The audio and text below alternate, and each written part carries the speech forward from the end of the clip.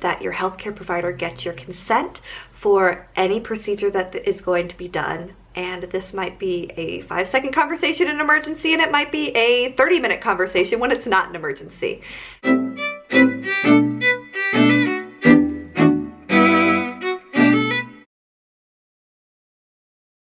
Hi everybody, so it's Elizabeth, aka Nurse Zabe, here on YouTube and Instagram, back with another video for you guys. So for those of you who are new, I am a labor and delivery and postpartum nurse and a certified childbirth educator, and today my video is going to be about patient rights and how to make decisions in labor. Given the current climate, obviously we know that labor support has been decreased, often to just one labor support people, and in rare instances having no one there for labor support, particularly if your labor support is positive for COVID-19. So with that being said, I wanted to just make a video about your rights as a patient and how to make decisions in labor if things stray from your birth plan. So first and foremost, I think it's important that you know that in labor, you are an autonomous person and nobody can do anything to you in labor without your consent, and you can revoke your consent at any time. So this means such as things like cervical exams, breaking your water, anything of that nature. It is your right to say, I decline those procedures. But it's also important to remember too that during your pregnancy, if you and your provider are not agreeing on different procedures, different things that you want to do, your provider does reserve the right to dismiss you from their practice. If they don't feel like they are able to provide care for you that is appropriate and up to the level in which they would like to provide it, they can dismiss you from your practice. But because of EMTALA in the United States, if you show up at a hospital in labor, you will be treated no matter what. Now, if you're not in labor, we obviously can send you home, but we will of course evaluate, rule out labor, and then send you home.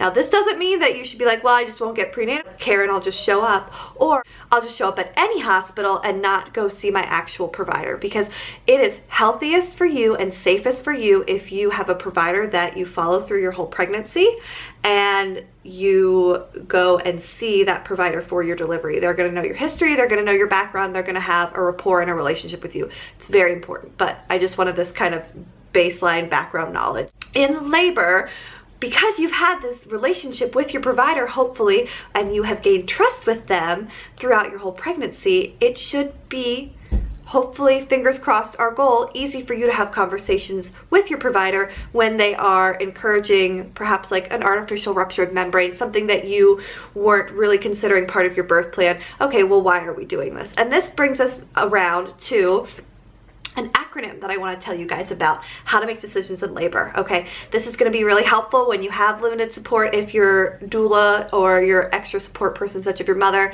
is not able to be at the bedside because of the pandemic, you can use this tool to help you and your partner make decisions. And I want you to show this to your partner as well, who will be birthing with you, because you're going to be in labor, so it's going to be a little bit harder to remember, but it's a pretty easy acronym. So it is BRAIN.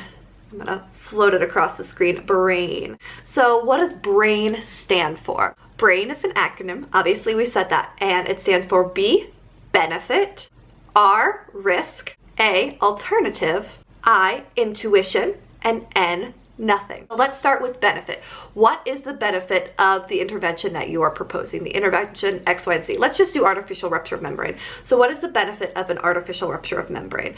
The reason why it is often done is because labor has stalled out somewhat, and we are trying to encourage labor to keep going. So this can be really, really helpful in an induction process where maybe you are contracting, but the contractions aren't yet strong enough to change your cervix. By breaking your bag of water, we are able to increase the pressure of that head on the cervix, and we are also able to help release more prostaglandins that will hopefully help you dilate. And that is why we would do an artificial rupture of membranes.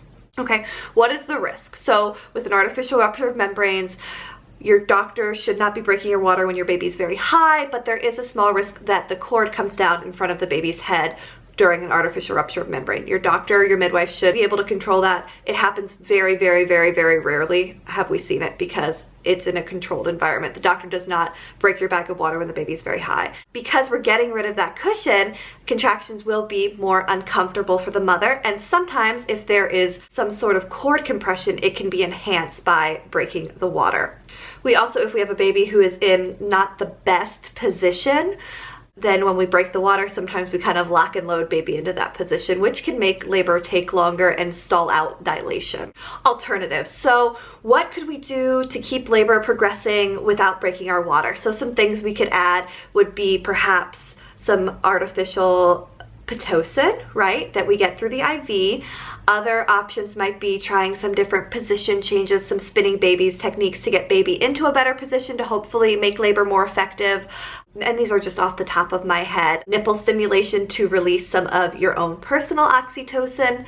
So those are maybe some things that we might do as alternatives, and then reassess where our cervical dilation is and where baby is in a little bit from then. So intuition, how are you feeling? So maybe on your birth plan you were like, I don't want to have my water broken, but now you're like, okay, I want to get this show on the road. I want things to be moving. I'm feeling good about getting my water broken, knowing that it is going to help me get into labor. Or maybe you're feeling like, I don't really want to have my water broken right now. So what are you feeling? And then nothing. So can we do nothing and then reassess in a couple of hours and see where things are? Sometimes the answer to this is no, but sometimes it's yes, and sometimes nothing is an okay option if that's the choice that you are wanting to make. And obviously conversations with our healthcare providers. So in the instance of that cord prolapse that I talked about, we can't wait an hour or two and do nothing. We will have to move emergently to a cesarean birth. But with an artificial rupture of membrane, if everything's looking good and baby is status quo and we're not trying to get you delivered really quickly because of some other medical condition, then waiting an hour or two and reassessing is something that is probably totally doable, and a conversation that you can have with your healthcare team. So having a birth plan, personally, I love them. I think doing research with good evidence-based information, having everything written down so that you can hand that to your healthcare provider when you get to the hospital is important. But sometimes things happen that are outside of our birth plan. And so having tools in which to make decisions on things that are outside of our birth plan are going to be really important, because you can't really plan birth. It's more of birth preferences. What would you like to happen? This is obviously your birth, and it's important that you seek questions and ask for clarification, but figuring out how to use this tool and start using it now, even before going into birth. Anytime you're making some sort of decision, let's use our BRAIN acronym, is going to be really important. This is not an acronym that I came up with. It's one that we use in our childbirth education courses, and doulas and childbirth educators have been using this one for a while. If I can figure out who came up with it, I will definitely give them credit for it. But it's just an acronym to help you think and help you make decisions, and to pause and take a break and really have a good conversation with your healthcare providers. It's important that your healthcare provider gets your consent for any procedure that is going to be done. And this might be a 5-second conversation in an emergency, and it might be a 30-minute conversation when it's not an emergency. Thank you guys so much for watching. I'm hoping all of you have a healthy, happy, safe, supported, informed birth.